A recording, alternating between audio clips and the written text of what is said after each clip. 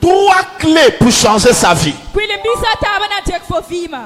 3 clés pour changer sa vie. Comment vous sont intéressés? Je croyais que quelqu'un devait être content de ce message, mais comme tu n'es pas content, je vais peut-être le changer. 3 clés pour changer sa vie. Alléluia. Je vais te donner une clé aujourd'hui par la grâce du Seigneur. Dimanche prochain, je vais te donner une deuxième clé par la grâce du Seigneur. Dimanche prochain, je vais te donner la troisième clé par la grâce du Seigneur. 3 clés pour changer sa vie. Alléluia. Le ministère m'a permis d'être en contact avec d'innombrables personnes. Le ministère m'a permis d'être en contact avec un grand nombre de personnes qui m'appellent parfois, qui me téléphonent, qui cherchent à me rencontrer, qui me demandent la prière pour une raison ou pour une autre. J'ai constaté un facteur commun entre toutes ces personnes qui plus ou moins cherchent la prière, qui plus ou moins viennent dans la présence du Seigneur. Ils ont une soif sur le cœur, ils ont un désir sur le cœur. Ils veulent que leur vie change. Comme maintenant vous m'en dites amen. Ils veulent que leur vie change. Alléluia. Certains ont envie que leurs conditions s'améliorent. D'autres ont envie de quitter une condition vers une meilleure condition. Chacun a une raison spéciale. Chacun a un problème particulier. Parfois les problèmes se ressemblent. Parfois les situations ne se ressemblent pas. Mais il y a quelque chose que tous les hommes désirent. Ils veulent que leur vie change. Alléluia. Celui qui est riche veut devenir plus riche. Celui qui est pauvre veut devenir riche. Celui qui est célibataire veut se marier. Quelqu'un qui est marié veut un enfant. Chacun a une situation. Il désire que sa vie change. Je suis venu avec un message de Dieu pour toi ce matin. Que peu importe là où ta vie est retenue, maintenant, il y a une clé qui est sur le point d'être relâchée. Et ta vie va changer au nom de Jésus-Christ. Combien d'entre vous m'ont dit amen?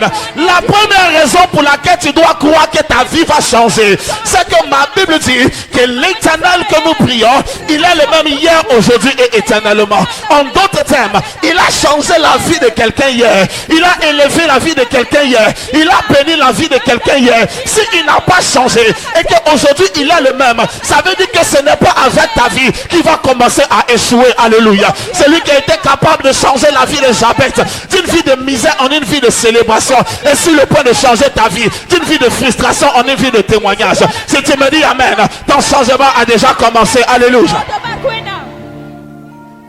Tout le monde veut voir ça. Tout le monde veut voir sa vie changer. Et Dieu m'a parlé de 3 clés qui peuvent permettre que la vie de quelqu'un, peu importe. Écoutez, cette première clé, j'ai hâte de te la donner. J'ai découvert, lorsque tu actives cette première clé, en réalité, aucune condition ne peut rester inchangée dans ta vie. Aucun problème ne peut rester inchangé dans ta vie. Aucune bataille ne peut rester et demeurer dans ta vie. Alléluia. C'est la volonté de Dieu que ta vie change. Amen. En fait, Dieu veut que nous allions de gloire en gloire. Que nous quittions une gloire présente vers une gloire future. Chaque jour. Parce que la Bible dit, les bontés de l'Éternel se renouvellent chaque matin. Dieu ne travaille pas aujourd'hui avec la bonté d'hier. Il a une nouvelle bonté pour un nouveau jour. Il a une nouvelle grâce pour chaque nouveau matin. Mais il y a quelque chose qui fait que les hommes ne peuvent pas voir la bonté de Dieu. Beaucoup d'entre nous vivons aujourd'hui avec la grâce de 10 ans passés, de 5 ans passés. Elle n'est plus opérationnelle, elle n'est plus efficace. Je veux te communiquer ce principe. Si tu peux le saisir et commencer à courir avec, écoute-moi, aucun démon ne pourra arrêter ta vie. Aucun diable ne pourra stopper ta destinée. Alléluia. Si tu dis m'amène bien, je vais te le donner. Alléluia. Il n'y a aucune forme d'adversité qui pourra perdurer dans ta destinée. Ce n'est pas d'aller à l'église. La preuve, c'est que beaucoup vont à l'église pour que leur vie change. Mais très peu voient leur vie changer. Très peu voient leur vie changer. Ce n'est pas de courir après un homme de Dieu. La preuve, beaucoup peuvent courir après un homme de Dieu, mais très peu peuvent expérimenter le changement de leur vie. Cette chose va t'aider à entrer dans une phase où même quand tu penses à quelque chose, la chose s'accomplit. Amen. Combien de vous sont prêts? Ou même quand tu penses à une bénédiction. David a dit à Dieu, il dit, avant que la parole ne soit sur ma langue, tu connais déjà ce que je voulais dire. Il y a ces choses, si tu arrives à comprendre cela, chaque bataille et chaque ennemi va devenir un escalier supplémentaire sur le chemin de ton ascension. Dieu veut que ta vie change. Ta vie ne peut pas rester la même. Écoutez-moi, c'est une anomalie que pour plusieurs années, ta vie reste au même point. Ce n'est pas de Dieu. Est-ce que tu as compris ce que je dis? Ce n'est pas de Dieu. Que ce que tu as créé est censé progresser. Ce n'est pas de Dieu que ta vie soit en train de tourner autour d'un même point et qu'elle n'arrive pas à décoller. Ce n'est pas de Dieu que lorsque tu fais un pas en avant, tu puisses faire ensuite 5 ou 10 pas en arrière. Ce n'est pas de Dieu que ton âge progresse, mais que ta réalisation ne progresse pas. Alléluia. Ce n'est pas de Dieu. Un jour, je vais raconter cette histoire. Un jour, un pasteur a commencé une église dans une certaine ville. Ils étaient 4 personnes quand ils commençaient. Au même moment où ils commençaient l'église, il y avait un lac dans la localité où se trouvait. On a introduit 4 crocodiles dans le lac pour qu'ils puissent se multiplier. 5 ans plus tard, il y avait 400 crocodiles dans le lac. À partir de 4 crocodiles. Mais 5 ans plus tard, le pasteur a commencé avec 4 personnes. Ils étaient 30 personnes. Et un jour, il est allé voir le lac rempli de crocodiles. C'est pas ce lac qu'on a mis 4 crocodiles. Oui. En 5 ans, 4 crocodiles sont devenus 400 crocodiles dans l'eau. En 5 ans, un pasteur avec toute son onction. De 4 personnes, ils sont devenus 30 personnes. Pourquoi? Les crocodiles ne sont pas plus loin que les pasteurs. Je vous dis la chose qui a fait prospérer les crocodiles. Que de 4 en 5 ans, ils sont devenus 4 ans. Que le pasteur de 4 en 5 ans, ils sont devenus 30. Le crocodile était connecté à un environnement favorable pour son développement. Il n'a pas besoin d'autre chose. Il n'a pas besoin que chaque matin quelqu'un prenne le poulet pour aller déposer là-bas. Il n'a pas besoin que chaque matin quelqu'un tue un mouton pour aller le donner à manger. Non. Ils ont juste besoin d'évoluer dans l'environnement adéquat. Et lorsqu'ils sont dans l'environnement adéquat, ils ont leur eau, ils ont un écosystème. Laisse-les là-bas. Tu n'as plus besoin d'aller leur rendre visite. Ils vont survivre par eux-mêmes. Le problème pour beaucoup d'entre nous, nous voulons la percée et la progression divine. Mais nous sommes hors de système, de l'écosystème dans lequel notre vie peut se développer et notre destinée peut progresser. Est-ce que quelqu'un a compris le français que je parle? Mais c'est parce que c'est qu'un écosystème. Hein? Parce que maintenant je regarde le visage des gens. Regarde bizarrement.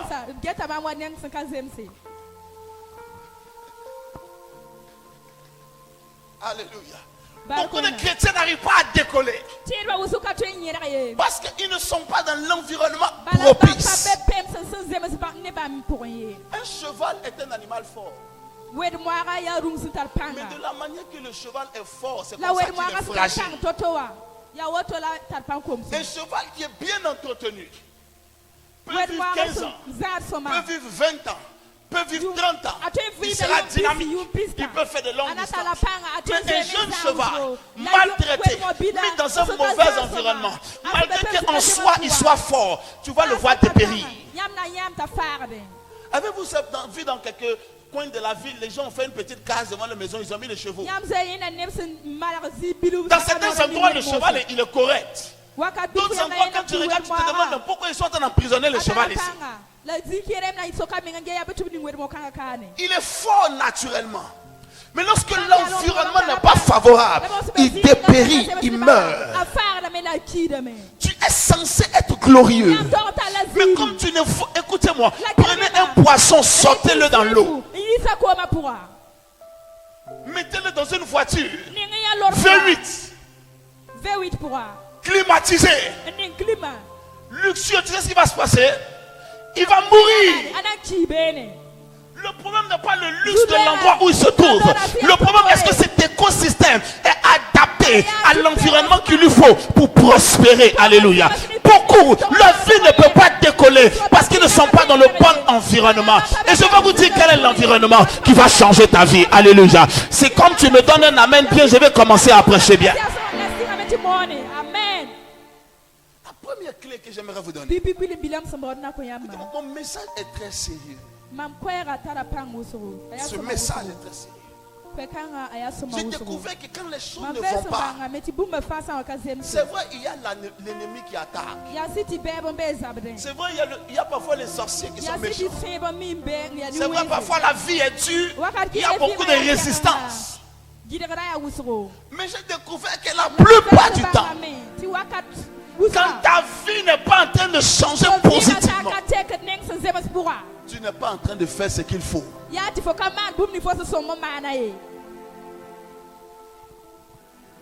Parce que si les sociétés étaient si puissantes que ça, ils devaient juste tous nous tuer en même temps. Plutôt que de se fatiguer à nous poursuivre dans les rêves.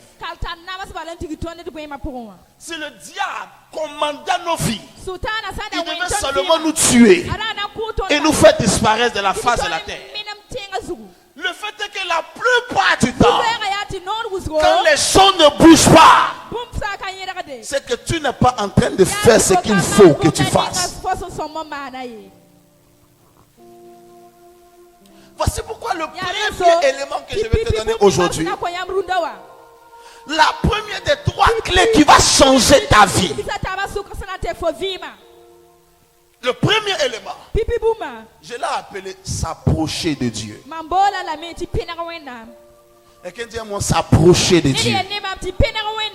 Ça peut sembler être anodin et très ordinaire. Et c'est justement ça notre problème. À cause d'avoir méprisé ce qui est tout à fait ordinaire dans la chose de Dieu, ce qui était censé être le plus naturel pour notre vie, nous avons commencé à dépérir dans la destinée. Une vie de frustration constante et continuelle. Et jamais on ne prend la mesure de notre responsabilité. On cherche la responsabilité de ce qui ne marche pas autour de nous. On cherche qui est méchant. On cherche qui est en train de nous attaquer. Mais simplement parce que ce qui nous est censé faire, on n'a pas encore commencé à le faire. Écoute-moi, la chose qui va commencer à changer radicalement ta vie, c'est que tu commences à t'approcher de Dieu. Maintenant, écoute ceci. Tu peux t'approcher de l'église sans t'approcher de Dieu. Écoute ceci, tu peux t'approcher de culte tous les dimanches matin sans t'approcher de Dieu. Écoute ceci, tu peux t'approcher de toutes les réunions à l'église sans t'approcher de Dieu. Écoute ceci, tu peux t'approcher de tous les hommes de Dieu, tous les bishops, tous les prophètes de la nation, mais cependant, tu n'es pas en train de t'approcher de Dieu. Tu peux t'approcher de la religion et devenir très religieux, très pratiquant dans ta religion. Et cependant, bien que tu sois assez religieux, tu es loin de Dieu. Comment vous sommes conscients? Elle va commencer à jouer le piano. Joue avec tes doigts. Je sens quelque chose de Dieu dans cette salle. Je vois des larmes qui coulaient. La main de Dieu a commencé à essuyer ces larmes. C'est comme si tu n'as pas entendu ce que je viens de dire. Je vois des larmes qui coulaient. Et la main de Dieu a commencé à essuyer ses larmes. Alléluia. Entre maintenant et les prochaines 48 heures, il va commencer à se positionner un changement majeur dans ta vie et tes yeux le verront. Combien d'entre vous m'ont dit amen? La chose lui arrive.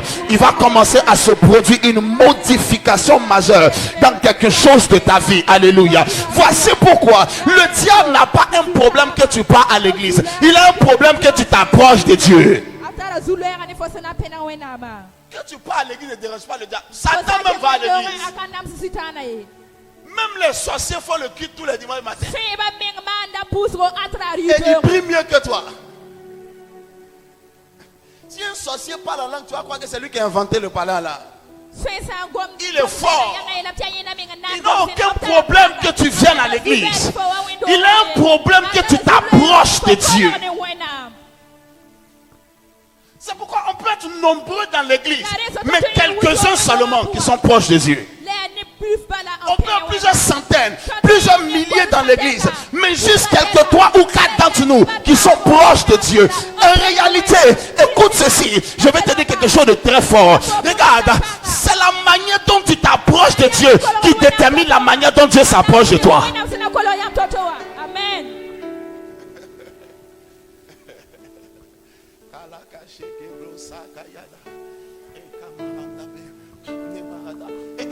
Regarde, ton niveau de proximité avec Dieu détermine le niveau de réactivité de Dieu dans ta vie.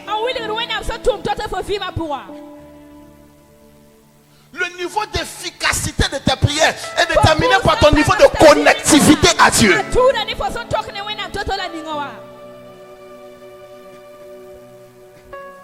C'est bon? Ça peut aller? Ça peut aller.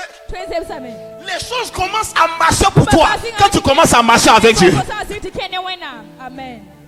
Les choses commencent à aller pour toi quand toi tu commences à aller avec Dieu. Le résultat n'est pas dans la religiosité, ni dans la prière quotidienne. Le résultat est dans la relation. Quand il a enseigné la prière aux disciples, il dit, lorsque vous priez, dites, notre Père qui est là-haut dans les cieux, que ton règne vienne. Le problème n'est pas d'abord son règne. Le problème c'est d'abord la filiation. Alléluia. Dès qu'il n'est pas d'abord ton Père, son règne ne peut pas venir. Oh oh. C'est comme si quelqu'un n'est pas prêt pour le message que j'ai envie de prêcher ce matin. Le problème n'est pas que son règne vienne. Il n'a aucun problème à amener son règne dans la vie d'un homme. Mais le fait est que son règne ne vienne que pour ceux qui sont ses enfants. Or, lorsqu'on te parle d'enfants, on te parle de relation, on te parle de filiation. Lorsqu'une relation n'existe plus, le règne de Dieu ne se manifeste pas. Le sorcier peut te tuer avec ta carte de baptisé dans ta poche. Et tu vas mourir parce que tu es baptisé avec ta carte. Mais tu n'as pas de filiation avec le Père. Ce qui fait descendre le règne de Dieu, ce n'est pas ta prière, c'est d'abord ta relation avec lui. Tant que tu n'as pas d'abord devenu un fils, tu ne vas pas d'abord voir. Aïe aïe aïe aïe aïe aïe aïe aïe aïe aïe aïe aïe. Si quelqu'un me disait amen, je devais commencer à prêcher.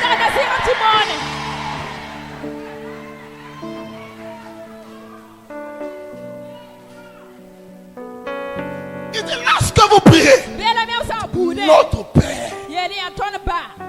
Est-ce que vous voyez le sentiment d'attachement? Notre Père. Ce n'est pas. Les gens pensaient que c'est juste un mot à réciter. Il dit notre Père. Tu es notre papa.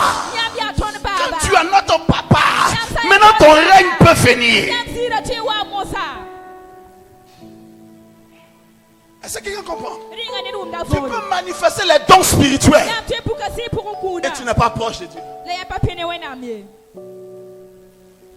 Tu peux prêcher. J'ai découvert que les gens les plus loin de Dieu sont les pasteurs.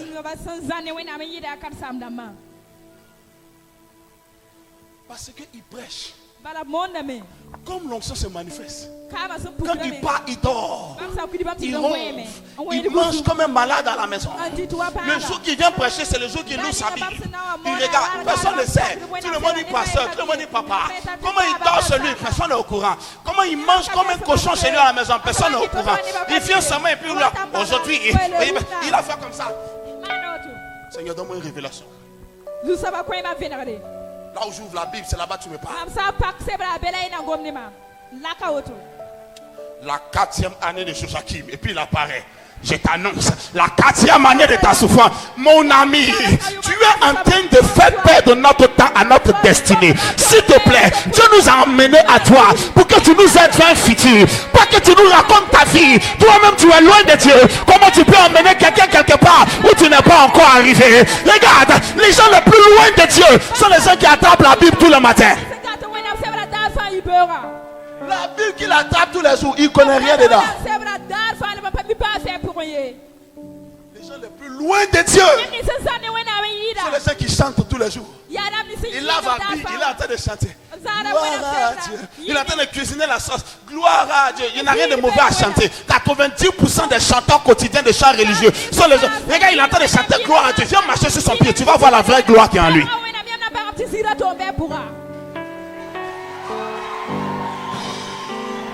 Viens marcher sur son pied. Tu vas être choqué comment il va shifter de gloire à Dieu à comment il va commencer à t'incendier. Tu vas lui dire, mon âme, comment tu arrives à ça? Comment tu changes si vite de l'adoration à la colère si facilement? Oui, parce que les gens les plus proches de Dieu sont les gens les plus silencieux. Quand tu parles, il ne répond pas. Quand tu fais le simagré, il te regarde. Ce n'est pas qu'il ne peut pas parler. Parce que celui qui a connu Dieu a découvert qu'il est calme. Même quand Satan sort pour l'insulter, il ne répond pas. Même quand quelqu'un s'arrête au bord de la route pour dire votre Dieu c'est des histoires, il ne répond pas. Celui qui a appris à connaître Dieu saura que Dieu est calme. Parce que quand il parle, c'est que quelque chose va changer. Alléluia. Et quand il parle, le problème n'est pas ton jeûne. Tu peux jeûner 100 jours sans boire ni manger. Et la seule chose que tu vas obtenir quand tu as fini, c'est que tes habits vont te flotter. C'est ton seul bénéfice. Ça ne va rien apporter d'autre dans ta vie. Parce que ce qui emmène, ce qui fait que Dieu est concerné par ta vie, ce n'est pas ta prière, ce n'est pas ton jeûne. C'est ta relation. Tant qu'il n'y a pas d'abord une relation, ton jeûne et ta prière ne l'impliquent pas. Quelqu'un m'a dit je jeûne, je ne vois rien. C'est normal. Parce que ce n'est pas parce qu'on jeûne qu'on voit. C'est parce qu'on est proche qu'on voit. Tu peux être un grand jeûneur, mais tu es un grand éloigné de Dieu.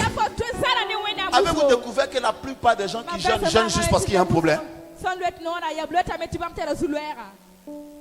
Avez-vous découvert que la plupart des gens qui jeûnent, c'est que là où il est coincé. Ça veut dire qu'il ne sait plus où aller.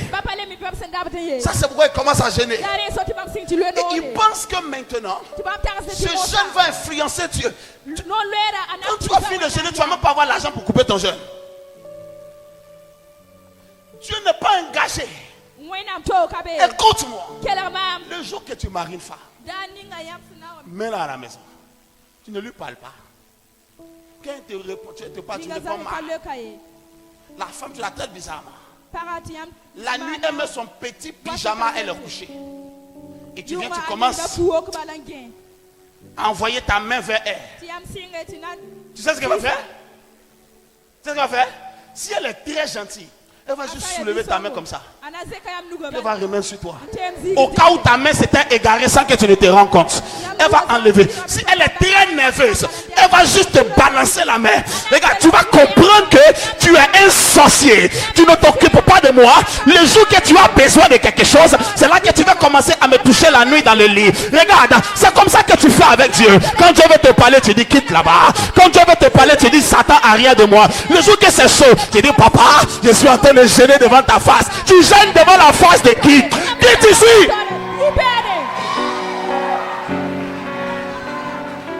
Le problème, c'est que vous ne voulez pas que Dieu vous utilise. Vous voulez utiliser Dieu. Le problème, vous ne voulez pas que Dieu vous conduise. Vous voulez conduire Dieu. Le problème, vous ne voulez pas quand Dieu a besoin de vous. Vous voulez que Dieu vienne quand vous avez besoin de lui. Dieu n'est pas à ta disposition. Ma Bible dit de lui, il est le roi des rois. Il est le Seigneur des seigneurs. Il est le créateur du monde visible et invisible. Avant lui, il n'y a personne. Après lui, il n'y a personne. Tout passera, mais lui, il ne passera pas. Comme il t'a fait le privilège de le connaître, tu penses l'aider ton camarade.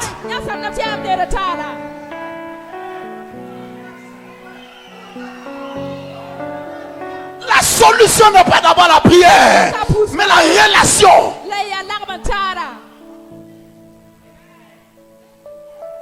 Tu n'as rien à faire avec Dieu. Tu veux juste qu'il te donne cette chose que tu veux et tu pars. Le monde entier prie. Tout le monde prie d'une manière ou d'une autre. Mais Dieu n'écoute que la voix de ses enfants. Ma Bible déclare que les cieux de l'Éternel parcourent toute la terre pour soutenir ceux dont le cœur est tout entier en lui. Tu peux aller dans la forêt, commencer à crier Jésus, Jésus, Jésus. Il n'est pas là. Jésus, pas bébé. Il ne veut pas que tu ailles dans la forêt. Il veut que chaque jour quand tu marches, tu sois conscient qu'il est là. Il ne veut pas que tu prennes 100 jours de jeûne. Il veut que chaque jour quand tu te réveilles dès le matin, avant que tu ne parles à ton voisin, avant que tu ne parles à ta femme, tu puisses lui dire bonjour papa. Bonjour Saint-Esprit. Cette journée je la mets entre tes mains. Si je fais un pas, que tu sois avec moi. Si je fais 2 pas, que tu sois avec moi. Ne me permets pas d'aller sur le chemin qui ne tourne pas. Ne me laisse pas emprunter cette voie qui va t'attrister. Conduis ma vie. Et quand tu as fini, tu dis bonjour à la personne qui est à côté de toi. La prière n'est pas d'abord la solution. La prière ne marche qu'à partir du moment où il y a la filiation. La prière ne marche qu'à partir du moment où il y a la relation. La plupart des pasteurs, des hommes de Dieu, ils n'ont pas de relation avec Dieu. Quand il doit avoir une croisade, il part gêné. Il ne veut pas Dieu. Il veut l'onction. Il veut l'onction pour venir donner aux gens. Mais il ne veut pas Dieu. Quand il part gêné, regarde pourquoi tu pars gêné. Regarde la raison pour laquelle tu pars gêné. Tu jeûnes pour le travail. Tu jeûnes pour l'argent. Tu jeûnes pour le mariage. Et la plupart du temps, quand tu sors de ce jeûne, quand vous sortez de ce genre de jeûne, votre frustration augmente. Vous n'avez pas encore compris ça. Parce que tu seras très déçu que rien ne s'est passé. Tu seras très déçu. Et tu vas estimer qu'en fait, ça ne sert à rien de faire ça. Un jour j'ai gêné. Et je n'ai pas vu le résultat. J'étais en colère avec Dieu.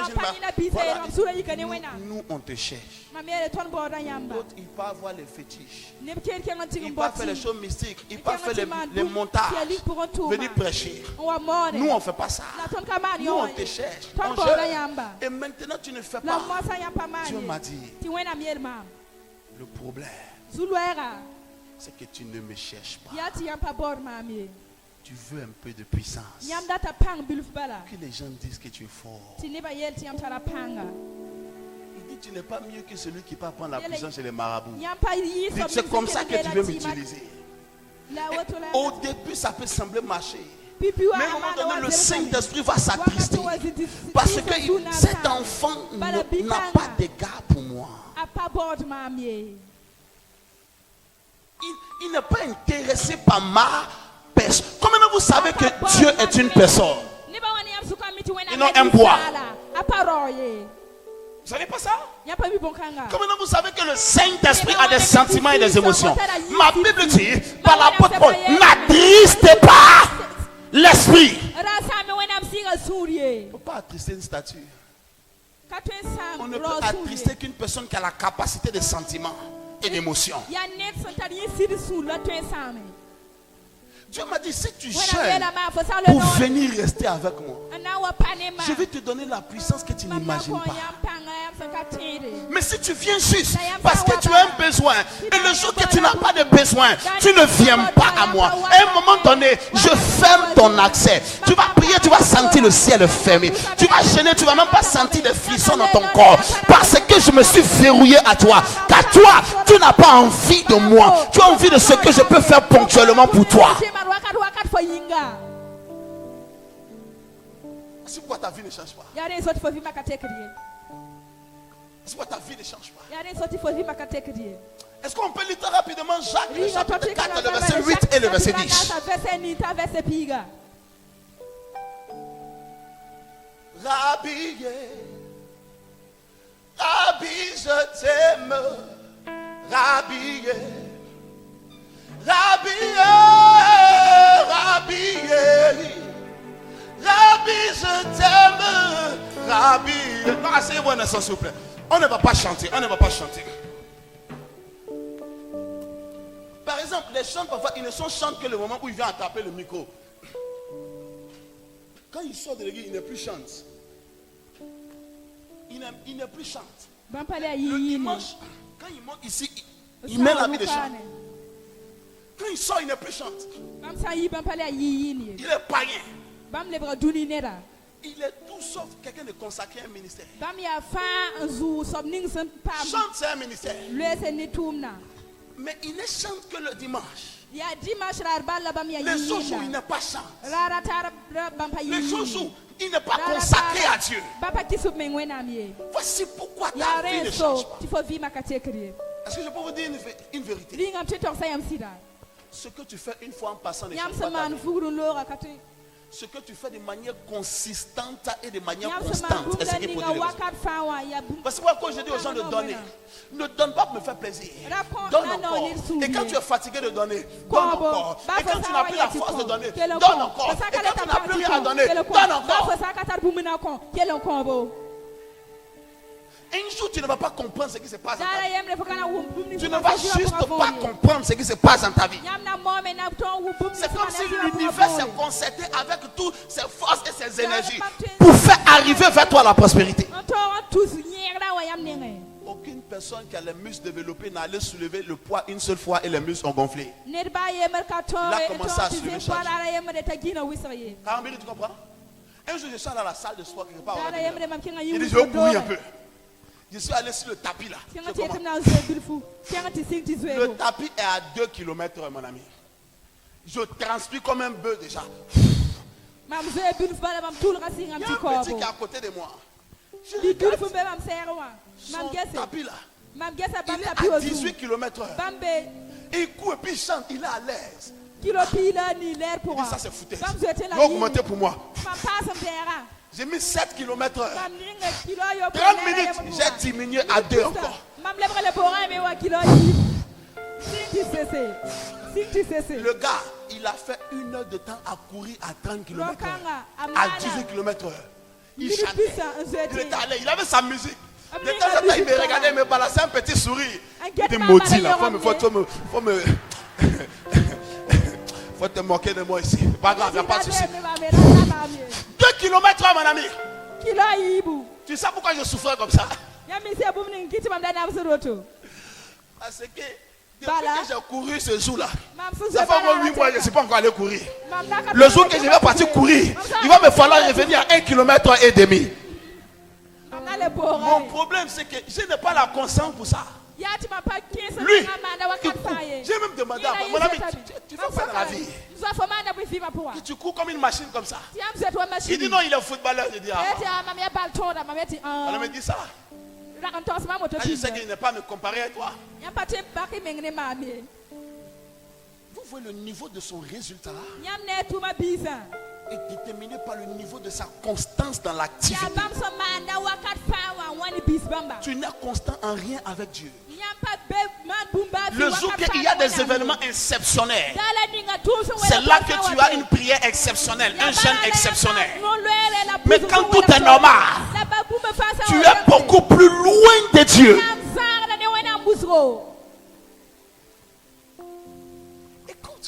Est-ce qu'on a mis le verset? Vous avez dit quel verset? Jacques le chapitre 4, n'est-ce pas? Maintenant écoutez ce qu'il a dit là-bas. Est-ce qu'on peut même lire ce verset ensemble? Vous le voyez à l'écran? À toi on y va. 1, 2, 3, top, c'est parti. Approchez-vous.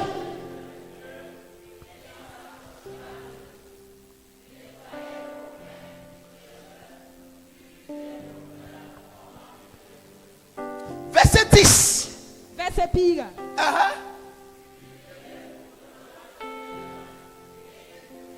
Est-ce que quelqu'un a envie d'être élevé?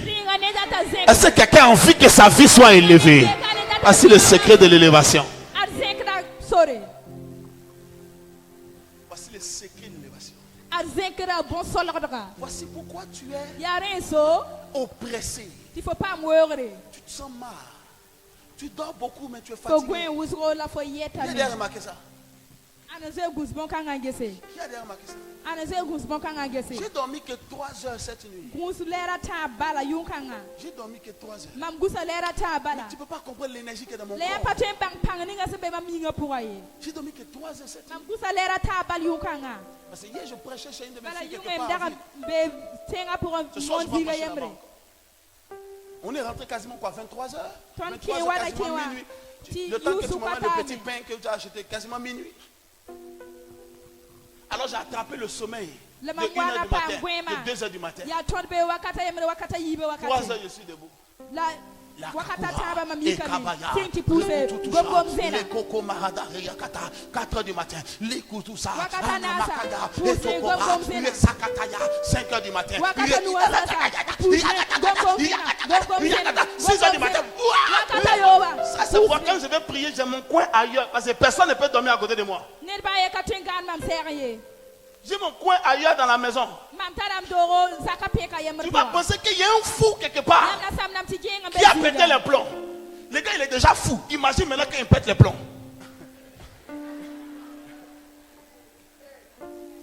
Jusqu'à 7h du matin que je suis revenu me coucher à côté de moi pour essayer d'attraper 30 à 40 minutes d'un petit repos avant d'aller prendre cette douche et de mettre cette veste pour commencer à venir.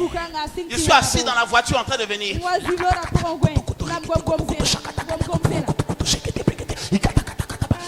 Si tu as une autre solution dans ta vie, il faut continuer de faire ce que tu es en train de faire. Si tu n'as pas une autre solution que Jésus comme moi, il faut commencer à t'approcher. Parce que ton approchement de lui détermine son approchement de toi. Il dit, approchez-vous de Dieu. Il n'a pas dit venez chercher le miracle. Il n'a pas dit venez chercher. Regarde, on ne va pas à Dieu pour qu'il nous bénisse. On va à Dieu pour créer la relation. Quand la relation est créée, la bénédiction arrive sans protocole.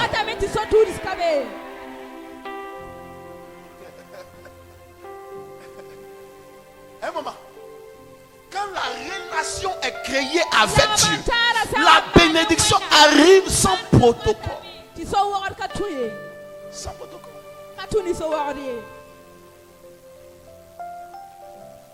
Si mes enfants rentrent dans mon bureau, si je ne commence pas à les maîtriser, en 2 minutes, ils sont assis partout. Ils passent à dans le fauteuil. Ils commencent à sortir mes feuilles, ils prennent les stylos. Moi, ça fait ce qu'ils veulent. Mais pourquoi ils ont une telle assurance de faire ça? Ils cafouillent mon bureau. Même si je n'aime pas, ils savent que ça ne va pas aller bien loin. Tout le vient une telle assurance. Ils sont conscients de la relation. Regarde, beaucoup d'entre nous, si on te met seul, il faut prier. Tu n'arrives pas à prier. Parce que ta conscience t'empêche de prier. Vous avez remarqué ça? Est-ce que vous savez ça? Ta conscience fait que tu ne sais pas quel français tu vas parler à Dieu. Seigneur Dieu de gloire, Dieu d'Abraham, Dieu d'Isaac, alléluia, Papa Yahweh, me parle maintenant. Dis-lui quelque chose. Ton esprit est mal à l'aise en sa présence. À combien d'entre vous ça arrive? Il faut être honnête avec Dieu ce matin. À combien d'entre vous ça arrive maintenant?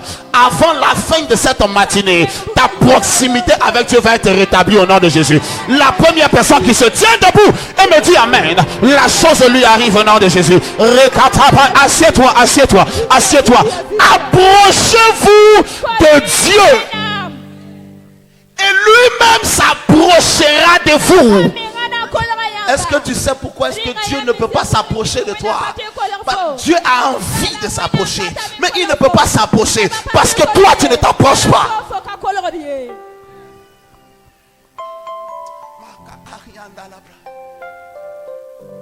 Donne-moi de m'approcher de toi, Seigneur.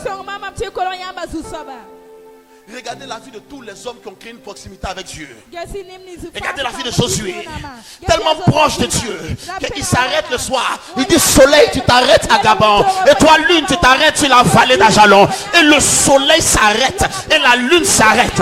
Pourquoi? Pas parce qu'un homme a prié, parce qu'un intime de Dieu a parlé.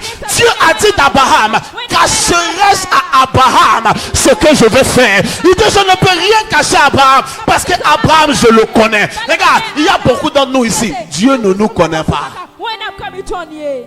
Qui est là-bas là? C'est Wendy. Où est le visage de la fille là? J'arrive. Regarde. Beaucoup d'entre nous, mon fils. Dieu ne nous connaît pas. Est-ce que Dieu te connaît? Je pose la question. Est-ce que Dieu te connaît? Qui pense que Dieu le connaît? Ok, d'accord. Soit. Est-ce que Dieu connaît là où tu étais hier nuit? On est venu ici. Tu peux lever ta main. Ok. Est-ce que Dieu connaît le type de message que tu reçois dans ton portable?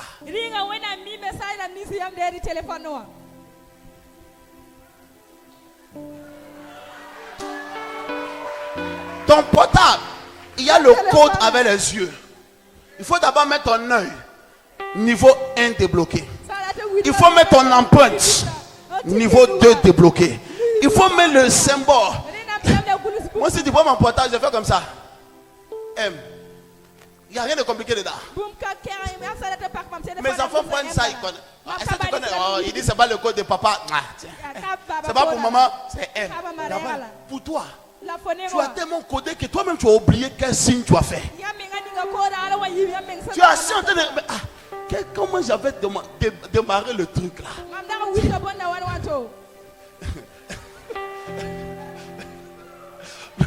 On dit non, toi-même ton portable est verrouillé à toi-même.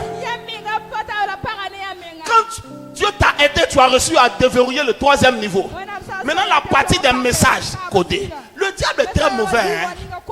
Pourquoi maintenant tous les portables qui sont fabriqués, il y a tous les systèmes de piraterie, de bizarres, de cachettes dans les... Vous n'avez pas remarqué ça?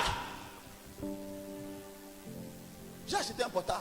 Il y a les choses dans le portable qui n'apparaissent pas dans le portable. C'est dedans.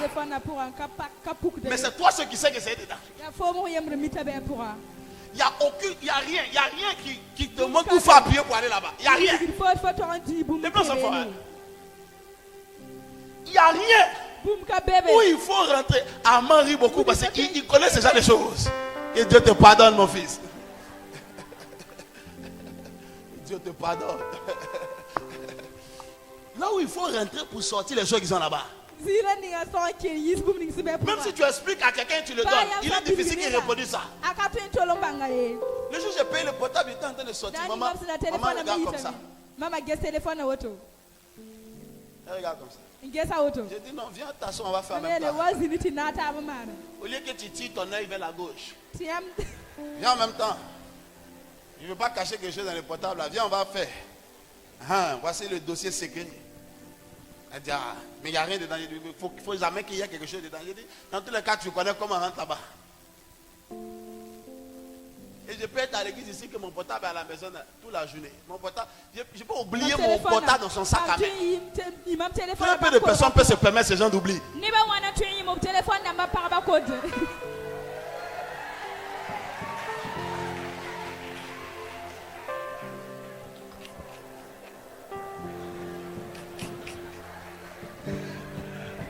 Est-ce que je peux continuer mon message? Parce que je sens que j'ai commencé un peu à dévier.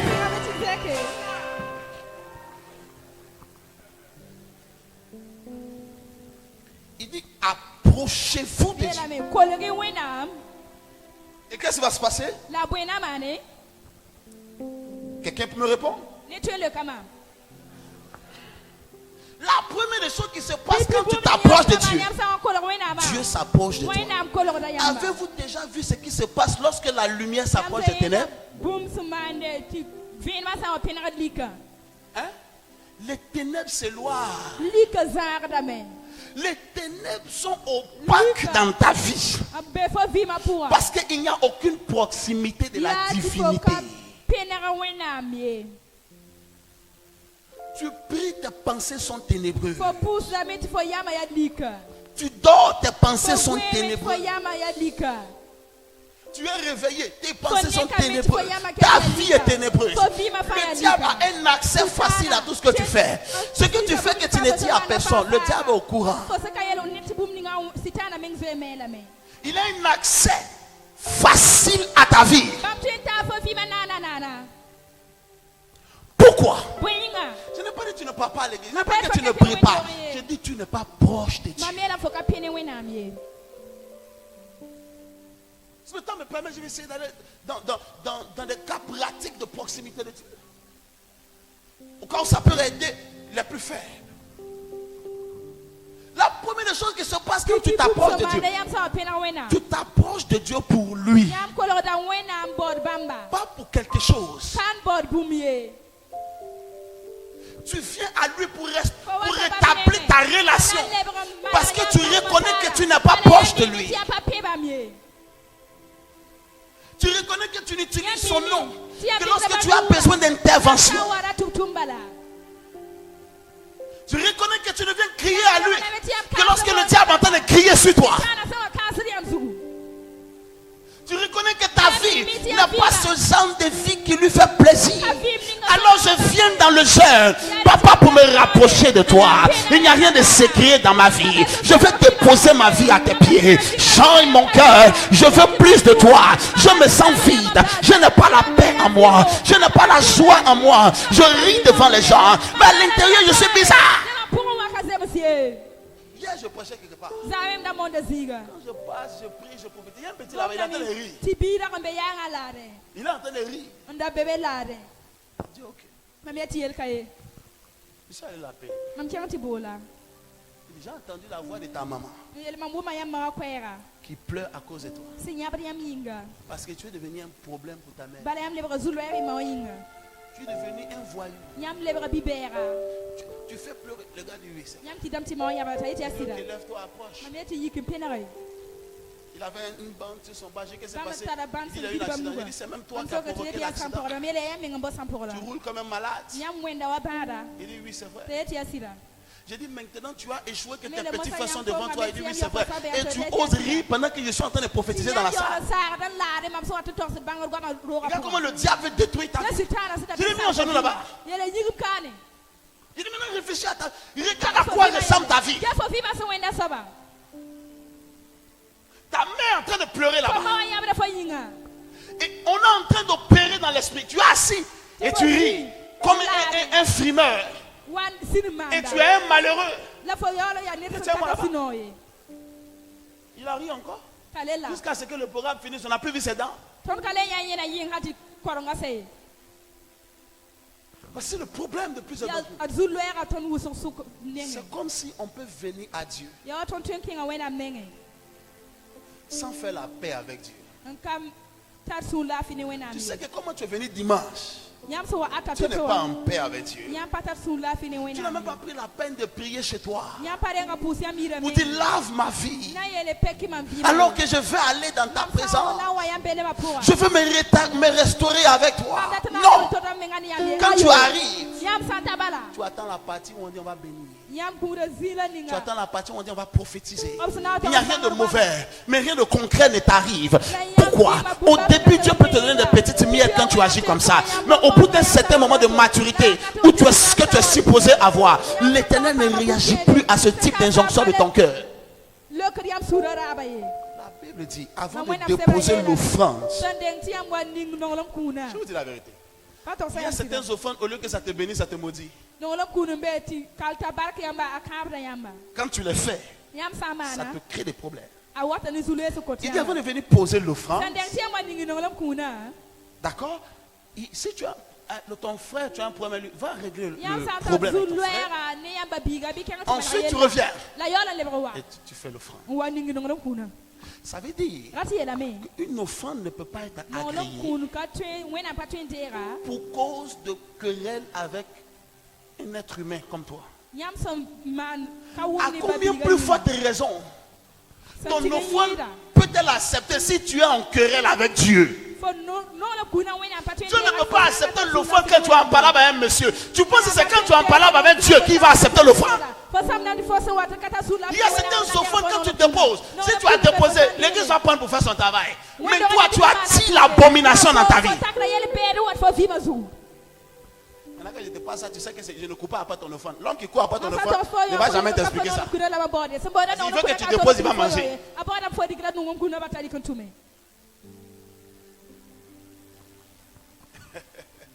Vous ne lisez pas les proverbes. Chaque jour, je lis un proverbe. Chaque jour, je lis un proverbe. Avant de lire autre méditation, je lis d'abord un proverbe. Il y a 31 proverbes. Si on a le premier du mois, je lis le premier proverbe. Si tu prends le livre de proverbes, dans ma Bible, c'est justement proverbe. Proverbe est tatoué de partout dans ma Bible. Proverbe. Je regarde proverbe comme ça. C'est écrit, c'est souligné, c'est ressouligné. Parce que quand je lis une fois que je reviens lire, je perçois quelque chose que je n'avais pas perçu. Le livre de Proverbes est très compliqué dans ma Bible. J'ai écrit des choses sur le côté. Proverbes. Chaque jour. J'ai découvert dans Proverbes. Il dit les présents d'un impie sont en abomination à l'Éternel. Oh my God. Quelqu'un a compris ce français? Le présent d'un impie, d'un pécheur. Regarde. Le pécheur, ce n'est pas quelqu'un qui a commis un péché. C'est quelqu'un qui s'est rendu confortable dans son péché et qui ne cherche plus à lever le petit doigt pour bouger de là. C'est ça le pécheur. Celui qui s'est patenté dans ça, qui a fait en sorte de tuer sa conscience. Pour ne plus que sa conscience lui rappelle que la condition n'est pas convenable. Il dit une telle personne, son offrande, son présent est une abomination à l'Éternel. Un jour quelqu'un m'a dit, papa, pourquoi on ne fait pas la Sainte tous les dimanches? J'ai dit, ça ne nous coûte rien. On a tout le joli matériel de Sainte-Sœur. Quand je regarde la bouche de lui qui va prendre Sainte-Sœur, Dieu va le tuer. C'est pourquoi dans l'église, il y a beaucoup de gens qui ont des maladies bizarres. Si tous les malades, levez-vous. Toute l'église se lève. Souvent, prendre la scène, tu es dans une abomination avec Dieu. Mais tu te mets en rang. Tu tires ta bouche. Prends le sang. Comme tu es déjà un soulard avant.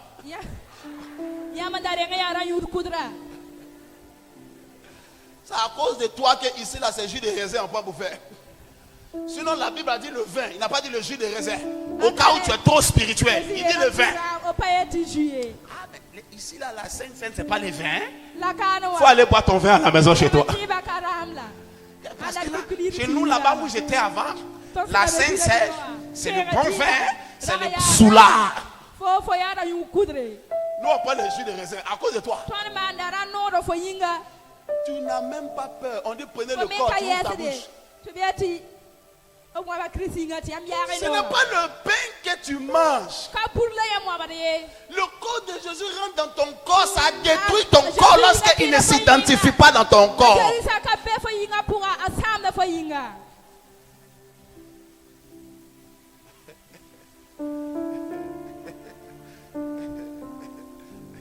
C'est seulement pour ça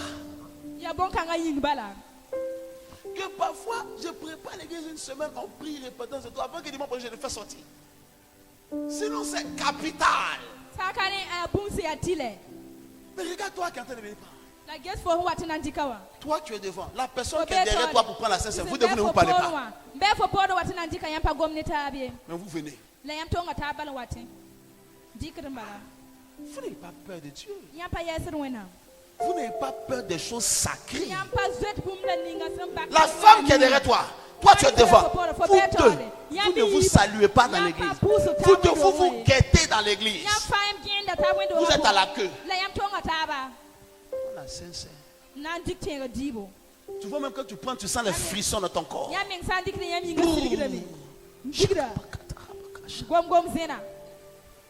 Quel est ce genre d'hypocrisie? C'est la sorcellerie que tu ressens dans ton corps, ce n'est pas l'onction.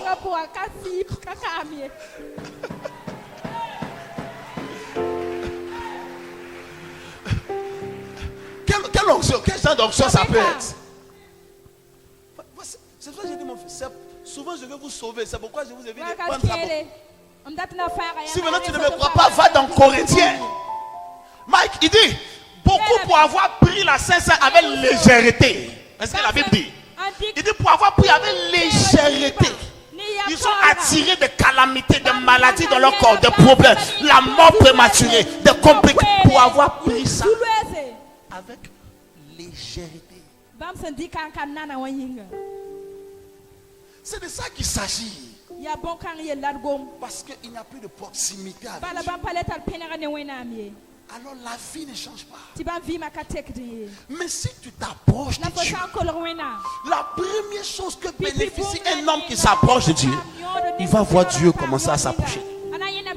Et je te garantis, il n'y a aucun moyen que Dieu s'approche de toi et que ta vie ne change pas. Impossible. Sans que tu ne le demandes. Quand Dieu s'approche de toi, la sécurité surnaturelle sera de tous côtés. Ta vie sera en sécurité. Les accidents bidons ne vont pas arriver à ta vie. Cette chose qui tue les gens, qui crée les problèmes aux gens, ça va te voir et ça va te sauter. Pourquoi? Parce que quand le diable te regarde, il sait que Dieu est à côté de toi. Il ne peut pas jouer avec toi. Moïse voulait aider le peuple de Dieu. Il a tué les Égyptiens. Il a fui pour 40 ans. Parce qu'il voulait faire quelque chose pour Dieu, mais Dieu n'était pas avec lui. Lui-même, il était loin de Dieu. C'est la raison pour laquelle Dieu n'était pas avec lui. Mais quand plus tard, là-bas sur cette montagne, il sait, parce que Dieu n'est pas venu à Abraham, à Moïse. Dieu est descendu dans le buisson.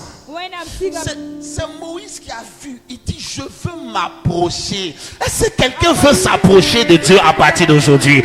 Il dit, je veux m'approcher pour voir quel est ce mystère. Je veux m'approcher pour voir la gloire de Dieu. Pas d'abord parce que je n'ai pas l'argent pour manger. Je veux voir Dieu. Je ne veux pas être hypocrite avec Dieu. Je veux venir fondre mon âme dans l'âme de Dieu. Je veux venir fondre mon cœur dans le cœur de Dieu. Quand je verrai Dieu, le problème, écoute-moi, lorsque Dieu ne te voit pas, c'est le diable qui te voit. Lorsque Dieu te voit, Satan ne peut plus te voir. Qui m'a dit amen? Lorsque Dieu s'approche de toi, le sorcier s'éloigne de toi. Lorsque Dieu s'approche de toi, la maladie s'éloigne de toi. Lorsque Dieu s'approche de toi, l'échec s'éloigne de toi. Lorsque Dieu s'approche de toi, la culpabilité s'éloigne de toi. Lorsque Dieu s'approche de toi, la médiocrité s'éloigne de toi. Lorsque Dieu s'approche de toi, la pauvreté s'éloigne de toi. Lorsque Dieu s'approche de toi, le rejet s'éloigne de toi. Lorsque Dieu s'approche de toi, la sorcellerie s'éloigne de toi. Je prophétise pour 75 personnes dans cette salle. Après cette matinée, tu feras la révélation de Dieu au nom de Jésus.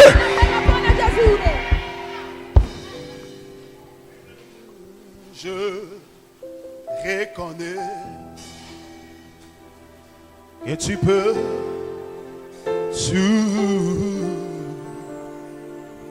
et que rien ne t'est impossible. Je reconnais que tu peux tout et que rien ne t'est. Paul, pendant que je prends la batterie, mon fils là, il est en train de me créer des problèmes. Seigneur, Seigneur, Seigneur, fais-moi voir. Non, asseyez-vous et méditez. Asseyez-vous et méditez. Seigneur, fais-moi voir. Fais-moi voir. Les exploits de Moïse n'étaient pas parce qu'il priait. Les exploits de Moïse étaient parce qu'il avait rencontré Dieu dans son lieu sacré. Quelqu'un dit, je prie beaucoup, je ne vois pas l'onction. L'onction n'est pas la conséquence de beaucoup de prières d'abord. L'onction est la conséquence de ta relation avec Dieu, de ta consécration avec Dieu et de ta sanctification à Dieu. Il y a beaucoup de ces pasteurs aux États-Unis. Ils font les miracles. Ils ne gênent pas comme nous on gêne. Vous dites la vérité, ils ne prient pas comme nous on prie. Mais quand ils arrivent, ils lèvent la main. Les paralytiques commencent à lever leurs chaises. Nous on gêne, on prie. Quand tu dis démon sort, il dit je ne sors pas. Quelle est la différence? Nous, on a développé l'activisme sans le relationnel. Ils ont développé le relationnel avec peu d'activités ciblées et stratégiques. Ils saisissent le monde. Ils saisissent le monde. Toi, tu es actif. Partout à l'église, tu es là. Tu es omniprésent dans l'église. Mais ta vie ne change pas. Pourquoi? Tu es activiste, mais tu n'es pas relationnel. La preuve que tu n'es pas relationnel, c'est que tu es capable de faire la bagarre à l'église.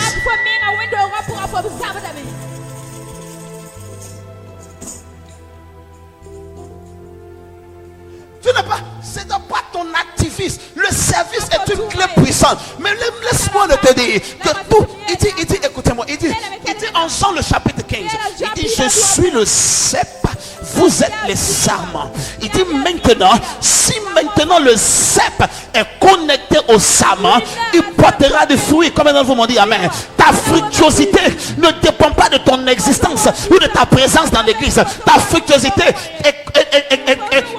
dépend de ton attachement, de ta proximité, tu vois, à ta connexion avec le Père.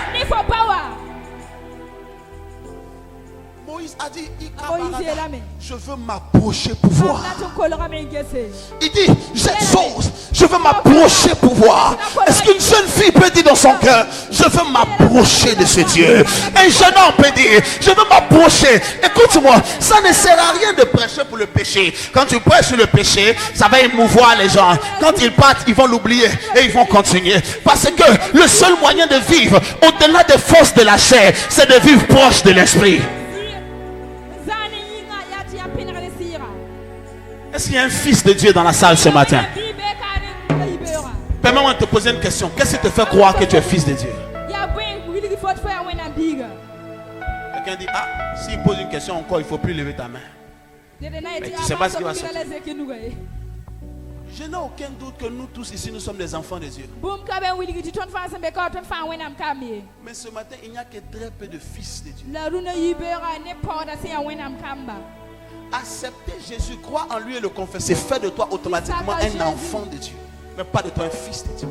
Ce qui fait de toi un fils de Dieu, c'est ta proximité avec l'Esprit de Dieu. Romains le chapitre 8, le verset 14. Car ceux qui sont conduits par l'Esprit de Dieu sont fils de Dieu.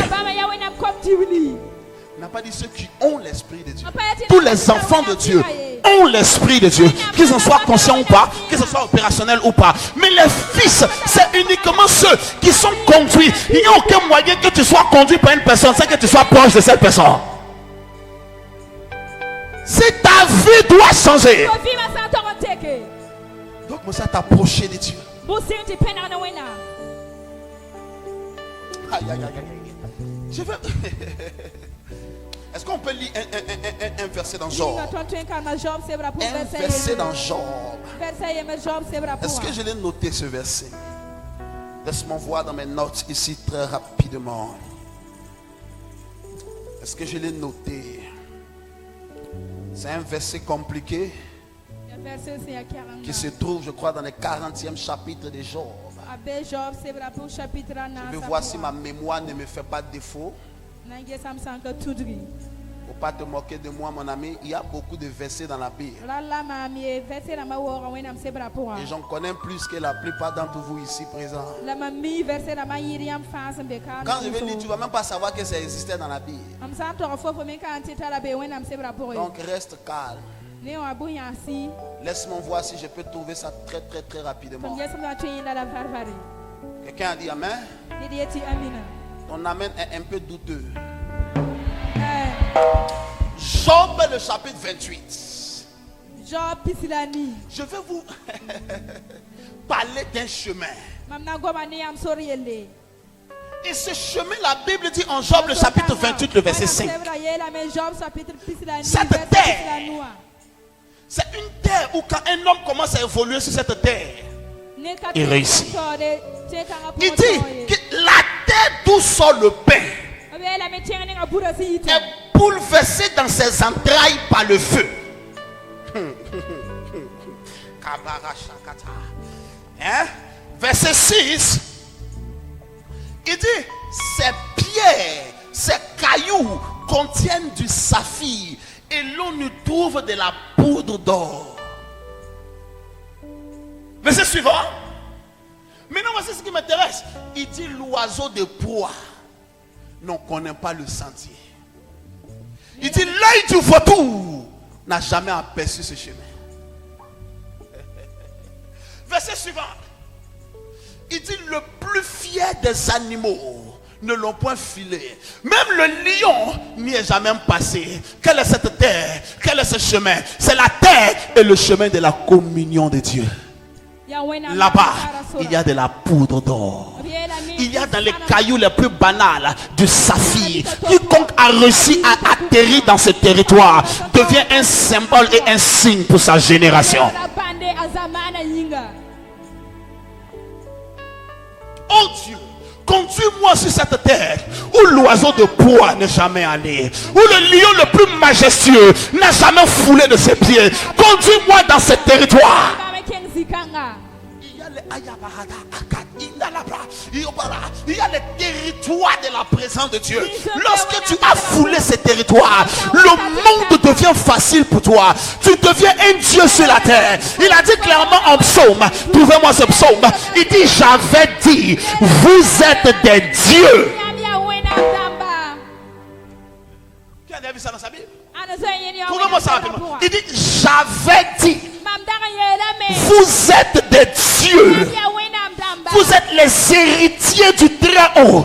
Il dit cependant, vous périssez comme des humains. Il dit vous êtes détruits comme des hommes banals. Mais pourquoi il conjugue j'avais dit vous êtes des dieux? C'est ce que j'avais conçu que vous soyez. Mais par votre éloignement, vous êtes proche de l'église, mais loin de Dieu. Proche des chansons, des ailes de la foi, des rituels et des traditions religieuses, mais tellement si loin de Dieu, tellement si loin de Dieu. Regarde comme ton cœur est sec de Dieu. Regarde comment ta terre est asséchée loin de Dieu. Tu as besoin de te rapprocher de Dieu. La deuxième chose qui se produit lorsqu'un homme s'approche de Dieu, il a la restauration.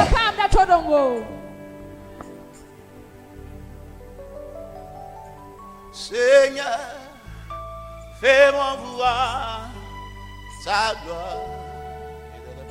Psaume 82, j'avais dit vous êtes des dieux. Seigneur, fais-moi voir sa gloire. Vous pouvez prendre vos micros et vous asseoir avec ça là-bas. Comme ça, vous n'êtes pas bien déplacé. Parce que comme je ne chante pas d'une manière assidue, fais-moi voir sa gloire. La deuxième chose qui se produit lorsqu'un homme s'approche de Dieu, toutes les grâces que tu as perdues reviennent. Je pensais que quelqu'un allait me dire Amen. Qu'est-ce qui se passe? Toutes les grâces que tu as perdues, elles commencent à revenir. Tu recommences à avoir la victoire là où tu avais la défaite. Quand tu te rapproches de Dieu, ta vie de prière recommence à respirer à nouveau. Tes affaires recommencent à marcher. Tes mains ne sont plus vides. Ton cœur n'est plus vide. Tes poches ne sont plus vides. Tes greniers ne sont plus vides. Lorsque tu sens que tu n'arrives plus à prier, c'est le signal que tu es loin de Dieu. Lorsque tu te sens lourd, tu te sens abattu, tu veux te lever, le réveil sonne, tu ne peux pas. Qu'est-ce qui se passe? Tu es loin de Dieu.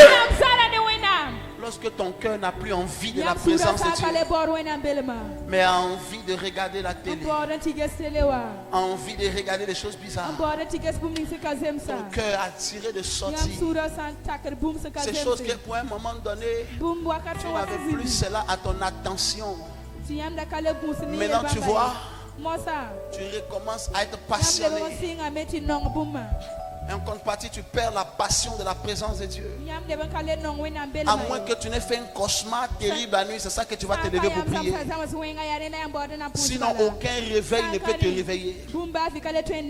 Les réveils les plus agressifs deviennent comme des berceuses pour toi. Parce que tu es loin de Dieu. Regarde. Tu as un sentiment de dérangement. Tu fais semblant devant nous. Pour que tu sois à l'aise, il faut que tu allumes la télé, que tu regardes une série. Pour que tu sois à l'aise, il faut que tu commences à bavader, à causer, à faire quoi on appelle ça, mounafika avec quelqu'un. Sinon quand tu es seul, tu es bizarre. Ton esprit te signale ta batterie est faible, tu es loin de Dieu.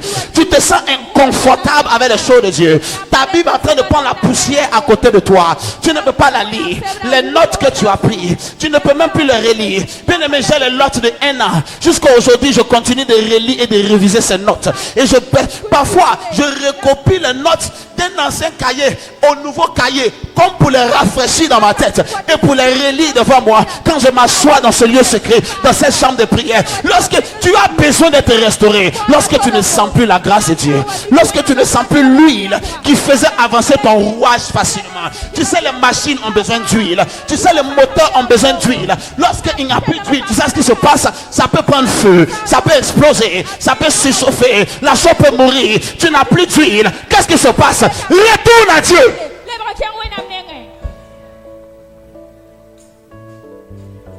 Avant qu'il ne soit trop tard. Retourne à Dieu. Va t'asseoir 5 minutes. Seigneur, même cette énergie pour prier, honnêtement, je ne l'ai même pas. Mais je me m'agenouille du fond de mon âme. Laisse-moi revenir à toi. Permets-moi de retrouver le chemin de ton intimité et de ta communion.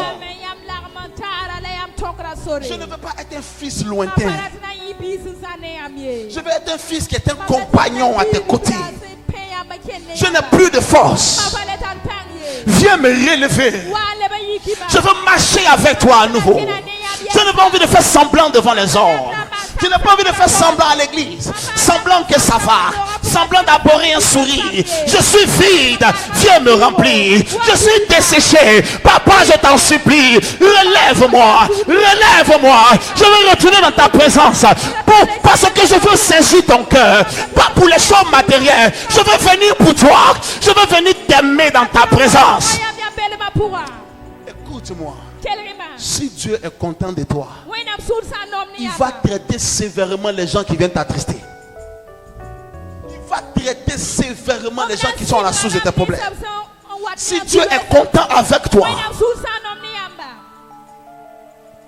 la présence de Dieu dans l'église ce matin n'est pas la conséquence de ta prière ou de l'intercession. La présence qui se manifeste ici est la présence que je transporte depuis la maison pour venir.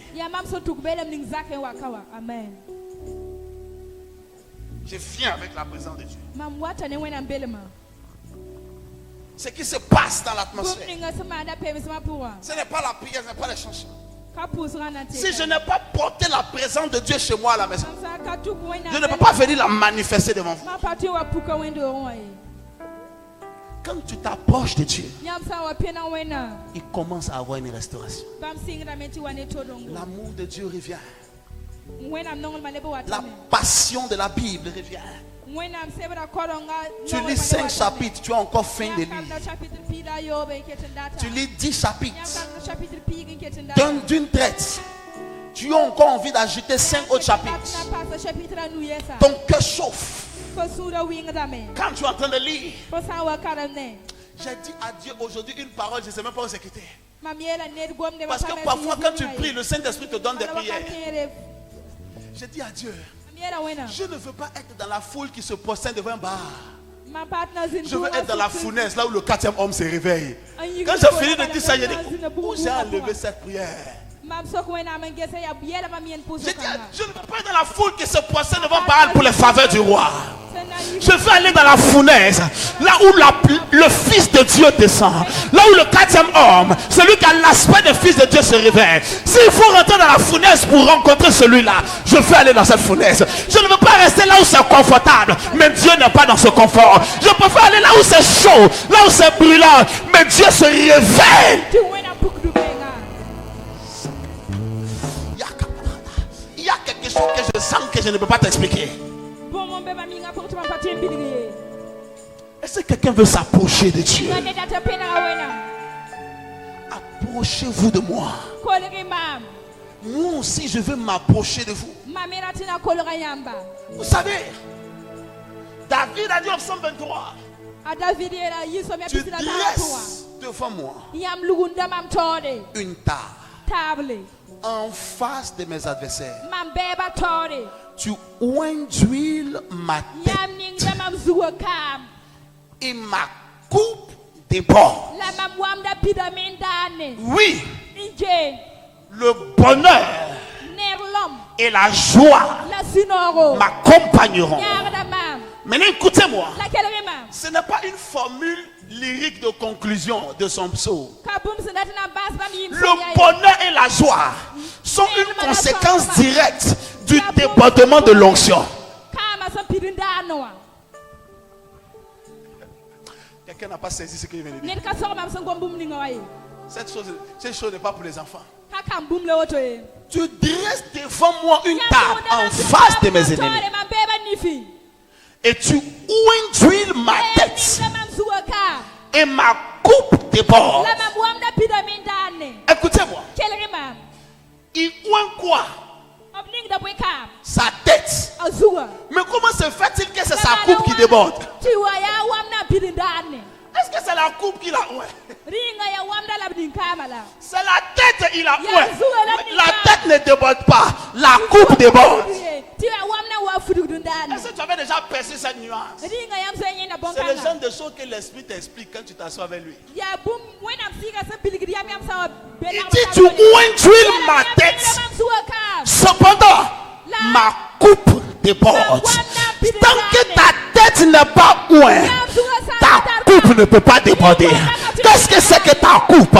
Ta coupe, c'est tes affaires, c'est ton succès, c'est ta richesse, c'est ta prospérité, c'est ton ministère. Quand ta tête n'est pas ointe, quand ta tête n'a pas été remplie d'huile, ta coupe ne peut pas commencer à déborder. Si tu es en train de lutter pour remplir ta coupe, la coupe de tes affaires, de tes business, c'est juste que tu manques d'huile. En l'huile qu'il s'agit, ce n'est pas la bouteille d'huile que tu te promènes dans ton sac et que tu veux verser sur ta tête. Souviens-toi et comprends que dans la Bible, lorsqu'on parle de l'huile, on parle de deux choses. Quand on parle de l'huile, on parle de l'onction. La deuxième chose, quand on parle de l'huile, on parle de l'esprit qui est dans l'huile. Qui m'a dit amen? Oh, l'esprit qui est dans l'huile, c'est le Saint-Esprit lui-même. Qui m'a dit amen? Il dit, oh, l'esprit qui a redonné vie au corps mortel de Jésus redonnera vie à votre corps. Qui m'a dit amen? En d'autres termes, l'huile qui a ressuscité Jésus ressuscitera votre corps, ressuscitera vos affaires, ressuscitera votre business. Maintenant, pour que l'huile ressuscite, il faut qu'elle coule. En d'autres termes, pour que l'esprit change ta vie, il faut qu'il soit abondant dans ta vie. Et le seul moyen pour que l'esprit soit abondant dans ta vie, c'est que tu commences à t'approcher et à te rapprocher de Dieu. Amen.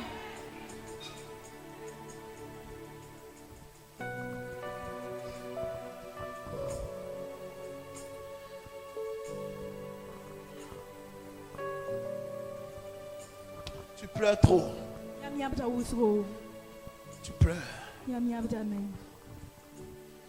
Tu pleures. Et tu risques de continuer à pleurer beaucoup longtemps encore. À moins que tu ne t'approches de lui et qu'il oigne ta tête.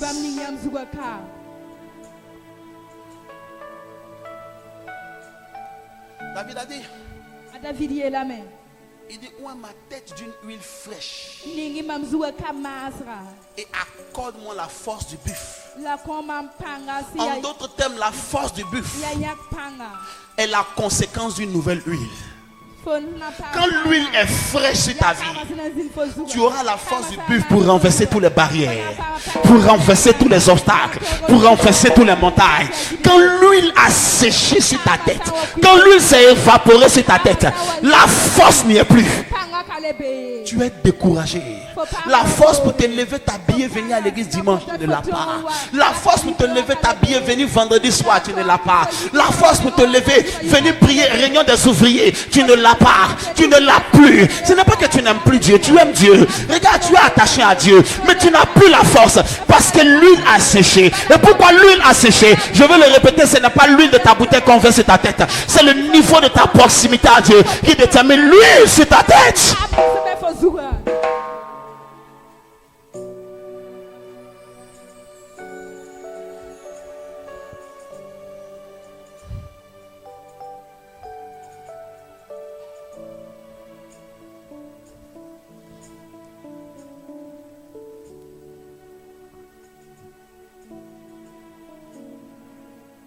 L'Esprit de Dieu est dans cette atmosphère. Ce Amen. culte est pour changer ta vie. Laisse ton mari commence à t'approcher de Dieu. Le mari va s'approcher de toi. Tu cherches le travail depuis le travail te fuit. Au lieu de t'approcher de qui peut t'aider, approche-toi de Dieu. Quelqu'un va s'approcher de nulle part de toi pour t'aider.